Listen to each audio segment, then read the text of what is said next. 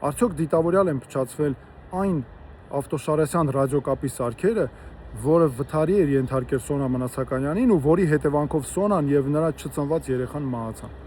Այդ ռադիոկապի սարքերը մինչ օրս չեն ներկայացվել փորձաքննության։ Իսկ դրանց փորձաքննությունը կարևոր էր այդ սարքերի, որովհետեւ դրանք էին արձանագրել վթարի պահին ով ինչ է խոսել,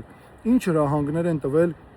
օրինակ ուղեկցողներին, վարորդին, այն պահին, երբ Սոնա Մնացականին ենթարկել էին արդեն վրաերթի, ինչ հրահանգներ է տվել կամ ինչպես է իրեն պահել Նիկոլ Փաշինյանը, արդյոք տվել է հրահանգներ, ինչ է ասել այդ ընթացքում, ակնհայտ էր, որ այս սարքերը մեղավորներին որոշելու հարցում սկզբունքային կարևորություն ունեն, եւ դրա համար ես կարծում եմ հենց դիտավորյալ էլ փչացվել են այս սարքերը, որպեսզի լուծվի նաեւ Նիկոլ Փաշինյանին պատասխանատվությունից ազատելու հարցը։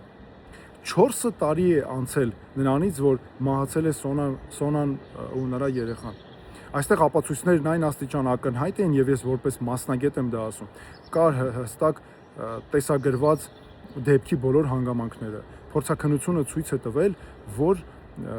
մահը վրա է հասել արագությունը գերազանցելու պատճառով։ Ու այդ պայմաններում մինչ օրս 4 տարի չի լուծվել մեղավորների պատասխանատվության հարցը։ Վնասի հատուցման հարց անգամ այստեղ լուծված չէ, այսինքն այն աստիճան է այստեղ արդարությունը ոտնակող արված, որ գոնե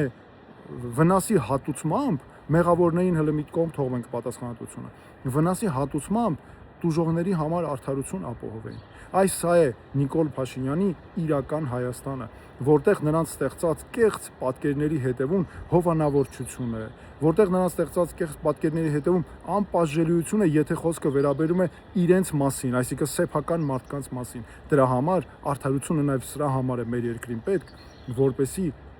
բացառվեն նման հովանավորչությունները, իսկ մեղավորները ենթարկվեն անհապաղ պատասխանատվության մեր որևէ քաղաքացու վնաս հասցնելու համար։